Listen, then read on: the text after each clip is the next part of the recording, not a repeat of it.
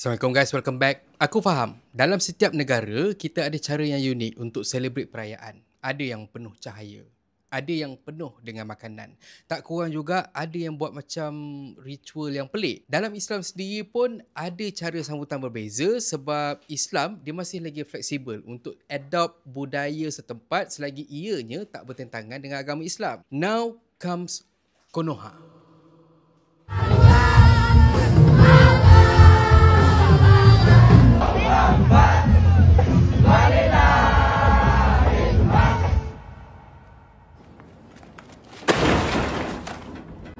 Kalau tak unik dan pelik, memang bukan Konoha lah tu. Baru-baru ni viral klip dari negara dekat bawah lindungan daun ni yang timbulkan tanda tanya dan confusion.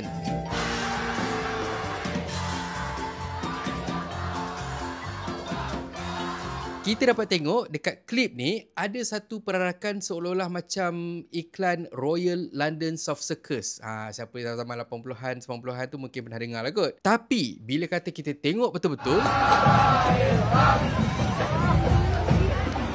aku tak tahu korang, tapi untuk aku sendiri aku rasa pelik. Macam mana benda macam ni dia boleh wujud? So aku pun cubalah untuk check mana datang benda-benda mengarut ni semua. So ini apa yang aku jumpa dan ini apa yang aku nak kongsikan dengan korang. Just for your info, ini ialah Al-Manar Festival yang dibuat dekat kalangan Yogyakarta. Dan festival ni diadakan sempena dengan Hari Raya Aidilfitri, Hari Raya Aidil Adha dan juga benda ni memang dah diadakan dalam masa beberapa tahun ni. Dari awal lagi kita tak nampak ini macam sambutan malam raya yang biasa. Sebab festival ni diorang buat asalnya untuk nak naikkan semangat anak muda dekat kawasan tu untuk sama-sama sambut Hari Raya macam sekarang ni Aidil Adha lah. Karnival ni juga katanya nak tonjolkan kreativiti komuniti tempatan yang mana awal aku tengok ni aku terus blur. Ada perarakan, ada fancy clothes. Contohnya macam kata budak sekolah pakai kostum LED, naik lori macam apa pentas bergerak, macam Citrawana orang cakap. Cumanya dekat Citrawana tu kita tahu itu ialah sambutan Hari Kemerdekaan sebagai contoh, Hari Malaysia dan juga apa-apa harilah yang diorang nak buat Citrawana ni semua. Cumanya untuk perarakan ni diorang ada macam maskot entah apa-apa rupanya. Lepas tu sepanjang diorang berarak ni boleh pula diorang laungkan takbir. Kalau korang jadi aku kan, korang tergamam tak? Korang kaget enggak? Ini sebenarnya budaya ke, apa persembahan budaya ke, ataupun ini ialah diorang nak sambut raya? Lagi aku tengok, aku rasa lagi macam pelik. Setiap kumpulan ni, dia siap ada tema masing-masing, muzik pun lain-lain. Lepas tu ada macam orkestra moden, dah macam dekat sekolah tu diorang panggil apa tu, yang diorang main orkestra tu.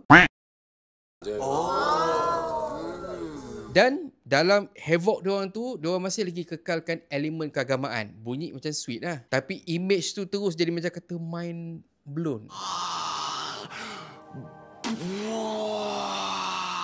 Diorang siap ada juri tau. Diorang ada penonton yang duk sorak diorang macam satu pertandingan yang besar. Aku macam tak dapat nak proses semua benda ni sebab bagi aku, pertamanya, malam raya selalunya kita tenang. Kita relax, penuh dengan syukur. Kita ada berhimpun, tapi selalunya kita berhimpun macam ni.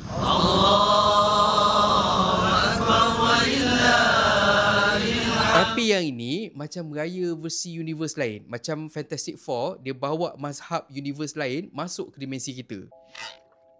Persoalan dia dekat sini, adakah sambutan ni dia replicate balik sambutan Hari Raya Nyepi? Aku pernah cover pasal Hari Raya Nyepi ni yang mana walaupun bunyi dia macam kata Hari Raya kita, tapi sebenarnya itu ialah hari sambutan yang disambut oleh masyarakat Hindu dekat Bali yang mana sama macam Al-Manar ni ada perarakan. Ada gimmick. Cuma beza dia, macam Hari Raya Nyepi ni, diorang bawa lah makhluk aneh berarak. Lepas tu sampai kat ujung tu, diorang bakar semua makhluk-makhluk tu semua. Dan ada satu lagi upacara. Ini pun aku pernah cover juga. Yang mana ini memang direct. Sambutan agama Islam yang dikenali sebagai Muludan Gegisik. Yang mana diorang pun buat juga perarakan. Diorang buat patung-patung berdasarkan sirah Nabi untuk sambut Maulud Nabi. Dan benda ni, guess what? Berlaku juga dekat Konoha. Aku persoal bukan apa tau. Aku risau kalau kata kita biarkan makin tahun, aku yakin diorang akan makin mengarut dan tak mustahil diorang akan masukkan elemen-elemen kurafat pula dekat dalam festival ni. Ya, Persoalan seterusnya, macam mana masjid-masjid dekat sekitar kawasan tu dia boleh terjebak sekali dalam festival ni? Maafkan aku, tapi ikutkan pengetahuan aku yang cetek akal ni, banyak benda yang tak digalakkan dekat dalam event ni. Sebagai contoh, laki perempuan bercampur menari, lepas tu dihalalkan dengan berzikir. Itu ikut ajaran mana tuan-tuan? Dia orang bukan berhimpun lepas tu separate each other tau. Maksudnya macam kata perempuan dekat sini, laki dekat sini. Tak, dia orang bercampur sekali. Lepas tu korang tengok dengan pakai macam jester, lepas tu diiringi selawat, diiringi dengan puji-pujian pada Allah. Benda weh. Waktu sekarang ni mungkinlah dia tak teruk sangat.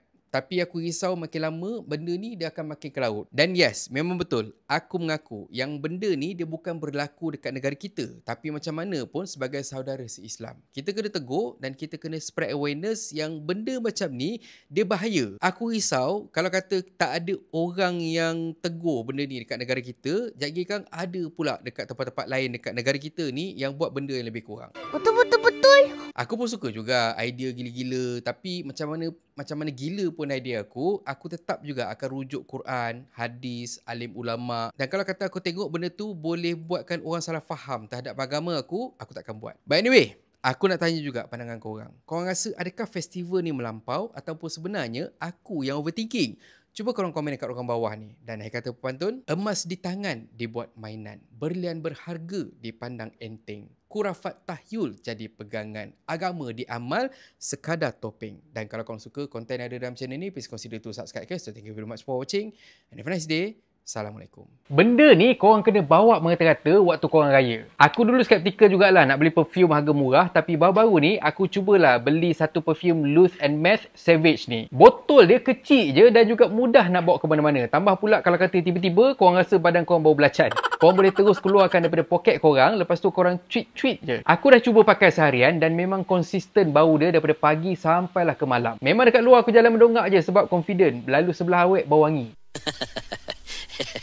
Dan lagi berbaloi, kalau kata korang beli set, yang mana dekat set ni korang akan dapat perfume ni sendiri, korang akan dapat body shampoo, pewangi kereta dan juga air freshener. Honestly aku cakap dengan korang, aku memang gunakan barang-barang Loose and Matte ni untuk kebanyakan situasi. Tak kisahlah sama ada dekat rumah aku ataupun dekat kereta aku, termasuk hand sanitizer. Dia punya set ni pun memang sangat-sangat cantik. So kalau kata korang nak buat jadi hadiah hantaran ke, hadiah birthday ke, memang sangat sesuai. Yang bestnya, Loose and Matte EDP ni dia datang dengan refill yang mana korang boleh isi balik botol ni 3 kali. Oh my god! Wow! Shipping dia pun laju dan dia ada perfume untuk lelaki dan juga perempuan. Kalau korang minat, korang boleh tengok link produk.